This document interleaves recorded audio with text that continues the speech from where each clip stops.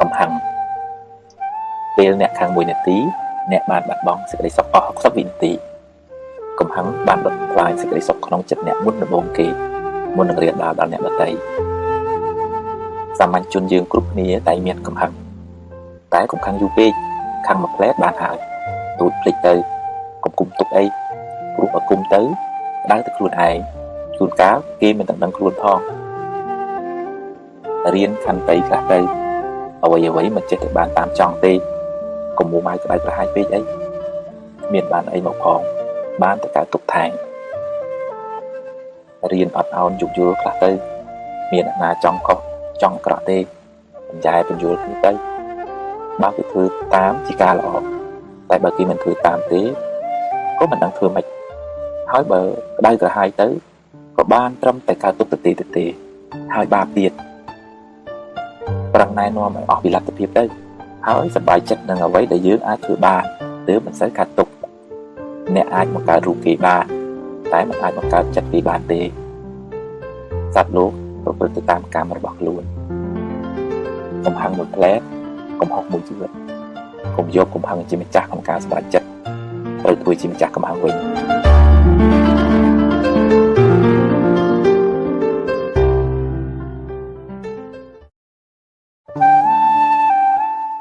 ហ៊ានទទួលយកការពិតជីវិតអ្នកណាក៏មានបញ្ហាដែរពេលខ្លះជួបរឿងល្អពេលខ្លះជួបរឿងមិនល្អជារឿងធម្មតានៃជីវិតគ្មានអ្នកណាអាចជៀសរួចទេបើជួបរឿងល្អទទួលយកទៅតែកុំអួតពេកព្រោះអ្វីមិនទៀងទាត់ទេហើយបើជួបរឿងមិនល្អវិញក៏កុំមួម៉ៅពេកអីជីវិតគឺចឹងឯងពេលខ្លះបានដូចចិត្តពេលខ្លះមិនបានដូចចិត្តទេត្រូវហ៊ានប្រឈមមុខដោះស្រាយចំពោះបញ្ហាទាំងឡាយកុំភ័យកុំតក់ស្លុតពេកអីភ័យទៅធ្វើឲ្យរឿងកាន់តែស្មុគស្មាញឡើងបើរឿងអាចដោះស្រាយបានកុំបារម្ភពេកអីដោះស្រាយទៅតែបើប្រឹងហើយនៅតែដោះមិនបានក៏គ្មានអីត្រូវខើទុកពេកដែរព្រោះបើមួម៉ៅទៅដោះអីមិនចេញដដែលមានតែបង្កើនទុកបន្ថែមទៀតប៉ុណ្ណោះរៀនទទួលយកការពិតរៀនព្រមតាមសមត្ថភាពដែលអ្នកមានទើបមិនសូវកើតទុក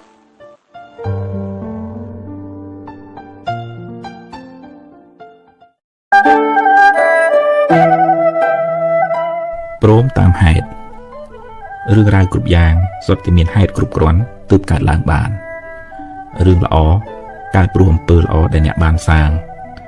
រឿងអាក្រក់កើតព្រោះកម្មអាក្រក់ដែលអ្នកបានប្រព្រឹត្តគ្មានអ្វីជារឿងចៃដន្យទេបុគ្គលសាងនៅកម្មណារមែងទទួលផលនៃកម្មនោះវិញមិនខានគ្មានអ្នកណាម្នាក់អាចរត់គេចពីកម្លាំងកម្មបានឡើយបើអ្នកបានធ្វើទានរក្សាសិលចម្រើនបុណ្យច្រើនពីអតីតមកលោកអ្នកក៏បានជួបរឿងល្អច្រើនសេចក្តីសុខច្រើនទៅតែបើអ្នកមិនបានសាងបុណ្យមកពីអតីតច្រើនទេកើតមកជាតិនេះក៏ខ្វះមុខខ្វះក្រោយមិនសមប្រកបដូចគេអ្នកខ្លះនៅពេលបច្ចុប្បន្នធ្វើល្អច្រើនតែដោយសារសេះសល់ផលកម្មចាស់ក៏ត្រូវទទួលរងផលនៃកម្មនោះរហូតសាកស្រានទើបអាចទទួលផលបុណ្យថ្មីដែលខ្លួនធ្វើនៅពេលបច្ចុប្បន្ននេះវិញបើជួបបញ្ហាហើយត្រូវហ៊ានប្រឈមមុខដោះស្រាយដោយស្មារតីដោះឲ្យអស់ពីសមត្ថភាពហើយបើដោះបានប៉ុណ្ណាក៏ត្រូវចេះព្រមទទួលតាមប៉ុណ្ណឹងទៅកុំត្អូញត្អែពេកអីផលនៃកម្មដែលយើងបានប្រព្រឹត្តទេដោះហើយត្រូវដើរទៅមុខទៀតកុំស្ពាយរឿងតាមខ្លួនច្រើនពេក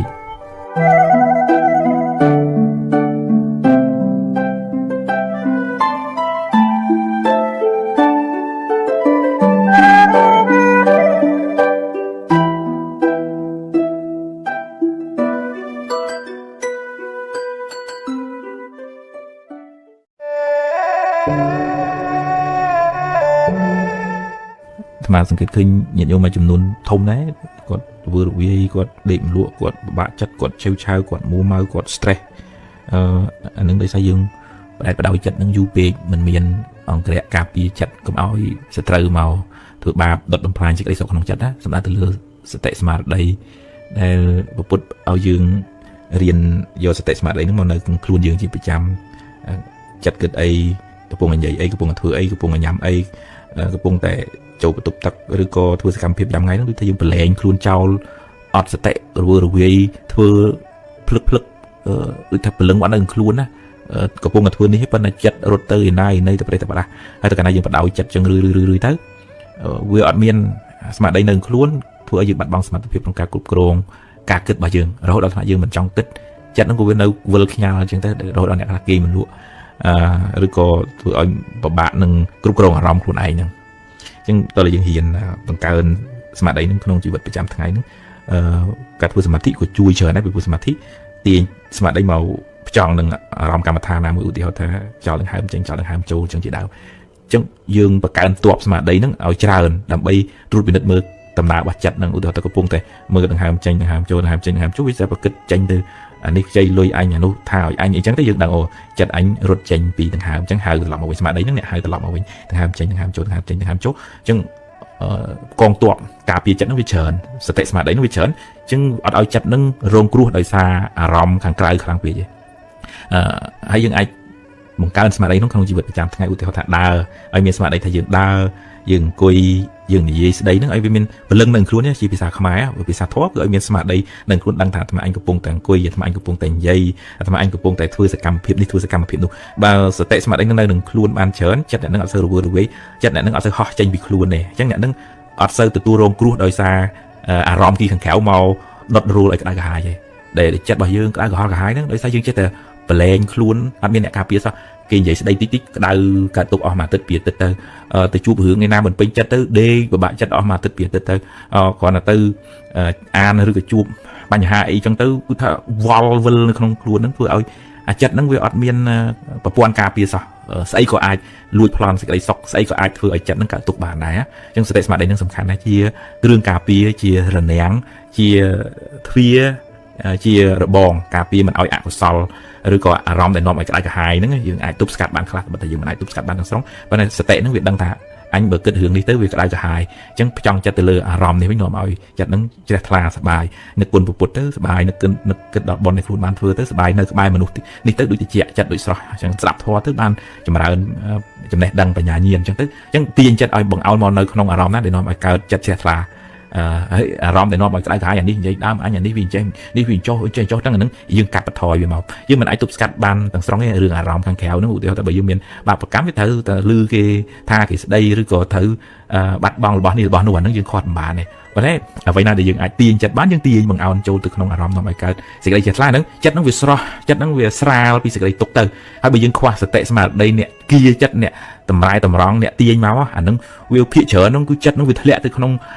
រឿងដែលនាំឲ្យក្តៅក្រហល់ក្រហាយនាំឲ្យជាប់ជំពាក់ហើយនឹងនាំឲ្យទូមនោះហ្នឹងមកហើយតែធ្លាក់ចូលទៅក្នុងផ្លូវហ្នឹងយើងក្តៅក្រហាយច្រើនយើងអត់មានលំនឹងផ្លូវចិត្តយើងផ្ញើសេចក្តីសុខទៅនឹងរបស់ខាងក្រៅទាំងស្រុងគេសរសើរបានយើងសប្បាយរស់ស៊ីមានបានទៅបានយើងអូសប្បាយទៅដល់ពេលគេនិន្ទាគេថាគេស្ដីតើទុកទៅអត់មានកំណត់ដឹងថាហ្នឹងធម្មតារលកជីវិតហ្នឹងវាអញ្ចឹងវាអត់បានមានបញ្ញាកំណត់ដឹងថាធម្មតាវាអញ្ចឹងវាឡើងវាចុះអញ្ចឹងយើងគិតថាជីវិតអញត្រូវតែឡើងអញ្ចឹងដល់វាអត់បានវាកើតទុកទៅប៉ុន្តែដែលយើងមានបញ្ញាមានធម៌នៅក្នុងចិត្តហ្នឹងយើងកំណត់ដឹងថាហ្នឹងហើយឡើងជីផលបុណ្យផលនៃការពឹងផ្អែកពីធ្លាក់បាបឲ្យផលហ្នឹងយើងមិនឡើងខ្ពស់តាមរឿងហើយក៏មិនដុនដាបធ្លាក់ចុះតាមរឿងដែលកើតឡើងដែរកំណត់ដឹងថាហ្នឹងជារឿងក្នុងលោកតែប៉ុណ្ណឹងអញ្ចឹងយើងអត់ផ្ញើសេចក្តីសុខទាំងស្រុងទៅលើរឿងខាងក្រៅនឹងយើងយកសតិបញ្ញាជាអ្នកជួយផ្ដល់សេចក្តីសុខឲ្យខ្លួនយើងវិញអាហ្នឹងតើយើងសំរឿយបានអាចទប់ស្កាត់បានណាដូចថាយើងមានអ្នកការពារនៅមុខផ្ទះអញ្ចឹងយើងរឿងហៅចោលអីមិនងាយចូលផ្ទះចិត្តរបស់យើងបានទេអកុសលមួយមកក្តៅក្រហាយអន់សពុនចិត្តជាប់ជំពាក់ហួងហែងប្រកាន់ហ្នឹងវាអត់ងាយចូលក្នុងចិត្តរបស់យើងបានទេដោយសារយើងមានសតិបញ្ញាជួយនៅខាងក្នុងជួយទប់ពីខាងក្នុងទ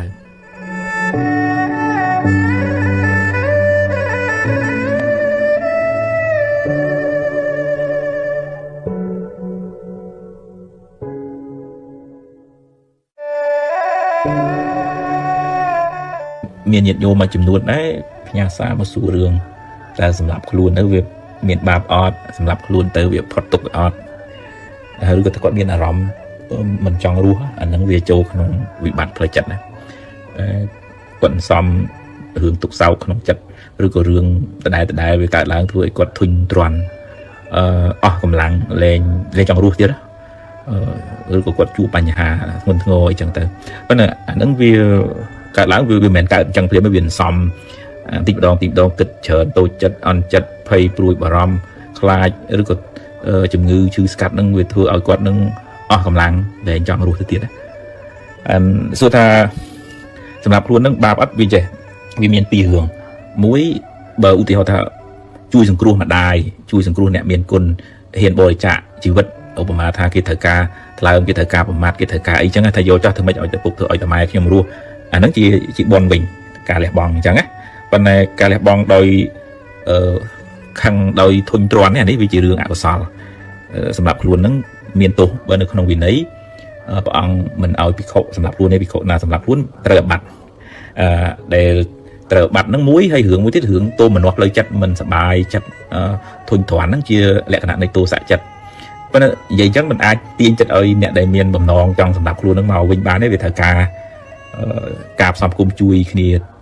ទាំងអស់ទាំងឧទាហរណ៍ថាអ្នកជំនាញខ្លួនជាប្តីប្រពន្ធជាបងប្អូនសមាជិកគ្រួសារមិត្តភក្តិហ្នឹងតោះជួយជុំចែងកុំបន្តិចបង្អាក់ស្ដីបន្ទោសថាឲ្យវាជន់លើជន់ណាគាត់មានវិបត្តិក្នុងចិត្តរបស់គាត់ហើយយើងអត់យល់គាត់យើងថាស្ដីឲ្យទៅទៀតគឺតែដណ្ដើមហើយជួនកាលមនុស្សហ្នឹងមិននិយាយមិនស្ដីរៀងអត់មកទៅមើលស្ងាត់ស្ងៀមអញ្ចឹងទៅពេលខ្លះយើងគិតថាវាខ្ជិលវាអីអញ្ចឹងទៅវិញទៅណាអញ្ចឹងផ្នែកមួយនៃការព្យាបាលគឺមនុស្សជុំវិញខ្លួនហ្នឹងជាកម្លាំងចិត្តសំខាន់ណាទី2រឿងថ្នាំព្យាបាលបើមានវិបត្តិផ្លូវចិត្តនឹងធ្ងន់កុំលាក់កំបាំងកុំខ្លាចគេថាយើងនិយាយចុះជួបលោកគ្រូពេទ្យជំនាញដើម្បីឲ្យគាត់ជួយស្វែងយល់ហើយនឹងអាចប្រើប្រាស់ថ្នាំជួយសម្រួលអារម្មណ៍បានគេគ្រប់គ្រាន់មានកម្លាំងកំហែងញ៉ាំឲ្យបានទៅហើយនឹងដើរហើយអញ្ចឹងដូររបៀបរស់នៅជួនកាលជំងឺនោះវាធ្វើឲ្យយើងធ្មើកមិនចង់ងើបមិនចង់ដើរមិនចង់ចេញខ្ជិលហ្មងហ្នឹងតោះតែយើងយកឈ្នះវាកុំបដោយតាមវាទាញឲ្យយើងនៅកន្លែងស្ងាត់កន្លែងងងឹតម្នាក់ឯងសោកសៅសោកសង្រេអញ្ចឹងទៅហើយវាជន់យើងអាហ្នឹងអញ្ចឹងដូរអីអាបាត់រស់នៅចេញទៅធ្វើការស្រោចដំណាំស្រោចតំណោចដើរហាត់ប្រាណធ្វើនេះធ្វើនោះកុំឲ្យវាស្លងទៅក្នុងអារម្មណ៍ហ្នឹងហើយភាសាយើងងាយយល់ហើយនឹងការអប់រំផ្នែកស្មារតីតាមរយៈការធ្វើសមាធិការស្ដាប់ធម៌ការត្រេះរិះពិចារណាឧបមាថារឿងរ៉ាវក្នុងជីវិតហ្នឹងវាមានរឿងល្អខ្លះមិនល្អខ្លះណារឿងល្អយើងទទួលយើងចាត់ទុកថាជាផលបុណ្យហើយរឿងណាមិនល្អជួបហើយតែទៅមុខទៀតមិនអោបមិនរែកពុនរឿងទាំងអស់ហ្នឹងទុកក្នុងចិត្តទេពីព្រោះបើយើងអោបយើងរែកពុនទៅរឿងហ្នឹងវាចេះសកត់យើងធ្ងន់ទៅពីព្រោះចិត្តនេះដោយន័យថាសន្សំសន្តានដូចយើងសំលុយក្នុងធនាគារអញ្ចឹងតែយើងសំច្រើនវាបានលុយច្រើនបើយើងខ្ចីច្រើនវាយើងជពាក់គេច្រើនហើយយ៉ាងណាចិត្តហ្នឹងបើវាសន្សំអីវាច្រើនអាហ្នឹងវាសន្សំទុកសោកទុកចិត្តអន់ចិត្តបាក់ចិត្តអីហ្នឹងវាកើនអាហ្នឹងកើនសេចក្តីទុកហើយប៉ុន្តែបើយើងរៀនដូរមកថាយើងនឹករឿងណានាំឲ្យរីករាយជួបអ្នកណានាំឲ្យសប្បាយចិត្តធ្វើកិច្ចការងារអីធ្វើឲ្យចិត្តហ្នឹងវាស្រស់ឡើងវិញណាអាហ្នឹងផឹងសំផ្នែកខាងហ្នឹងទៅaccountខាងល្អហ្នឹងទៅaccountខាងអាក្រក់ខ្ចីគេនោះកុំទៅខ្ចីពេកទេអញ្ចឹងសំចិត្តស្រស់ស្រាយរីករាយឲ្យតែលវៀងណាកុំស្ទុះអាហ្នឹងឲ្យច្រើនទៅទីម្ដងទើបយើងអាចឈ្នះវាបានសមត្ថភាពអប់រំផ្លូវចិត្តនេះជួយទុកមួយផ្នែកធំដែរគឺថាយើងមិនអោបទុកទេវាដូចថាហើយសង្ខារធម៌កើតរលត់រឿងល្អរឿងអាក្រក់អញ្ចឹងរឿងល្អកើតហើយរលត់ទៅរឿងអាក្រក់កើតហើយរលត់ទៅហើយទៅមុខទៀតទៅជួបរឿងខាងមុខទៀតអញ្ចឹងវាសំពីសំពងរឿងអតីតផងភ័យរឿងអនាគតផងបច្ចុប្បន្នដោះស្រាយវល់វាធ្ងន់ទៅអញ្ចឹងអាសរុបមកវិញថាការសម្រាប់ខ្លួនសួរថាមានបាបទេវាបាបត្រង់ទូមនោះហ្នឹងហ្មងវាមិនស្រស់មិនថ្លាហើយដល់នៅក្នុងធម៌តើកណាចុតិចិត្តហ្នឹងវាទូមនោះទោសៈវាអត់ល្អទេកតិឬក៏បដិសន្ធិក្នុងជាតិទៅមុខហ្នឹងគឺចុកក្រមតែកណាពេលមុនស្លាប់ហ្នឹងទូមនោះផ្លូវចិត្តហ្នឹងអាហ្នឹងគាត់តែឆ្លើយមួយម៉ាត់ចោលអញ្ចឹងទៅចាប៉ុន្តែរបៀបជួយសង្គ្រោះខ្លួនឯងស្មានថាមកលាក់និយាយប្រាប់មិត្តភក្តិបងប្អូនណាចិត្តស្និទ្ធដែលអាចឲ្យគាត់ជួយឲ្យយោបល់បានកុំគិតថាអញមិនប្រាប់ណាអញខ្លាចអត់ឯងកុំអ្នកណាក៏មានវិបត្តិផ្លូវចិត្តរៀងខ្លួនតិចច្រើនតាមកម្លាំងសមត្ថភាពផ្លូវចិត្តគ្រប់រៀងខ្លួនតែអញ្ចឹងប្រាប់ឲ្យថាបើធ្ងន់ត្រូវជួបពីគ្រូជាមួយលោកគ្រូពេទ្យកុំខ្លាចថាយើងឈួតអីអាហ្នឹងរឿងសុខភាពយើងតើចាត់ទុកថាវាជាជំងឺគុណពវៀនដាសាយឬក៏គុណឈាមអញ្ចឹងទៅវិញទៅព្រោះអ្នកណាពុទ្ធលោកថាគ្មានអ្នកណាក្នុងលោកនេះដែលថាគ្មានជំងឺផ្លូវចិត្តហ្នឹងអត់មានទេលើកលែងតែព្រះអរហន្តមួយដែលអត់មានជំងឺផ្លូវចិត្តក្រៅពីនឹងពុទ្ធជនទាំងលោកទាំងប្រសពសិតតែមានជំងឺផ្លូវចិត្តដូចគ្នាគាត់តិចច្រើនតាមកម្លាំងនៃការអប់រំចិត្តប៉ុណ្ណឹងហ្នឹងបើទី2បើថាមិនធ្ងន់ត្រូវតែជួបពីគ្រូជាមួយលោកគ្រូពេទ្យហើយនឹងទី3រៀនធ្វើសមាធិរៀនស្ដាប់ធម៌ស្វែងយល់អំពីការពិតនៃជីវិតមិនអោបកសោបសេចក្តីទុក្ខនឹងក្នុងចិត្តនឹងយូរឯងរៀនដូចថារៀនដោះលែងខ្លួនឯងឲ្យផុតពីសេចក្តីទុក្ខអានឹងយើងអាចជួយខ្លួនឯងបាន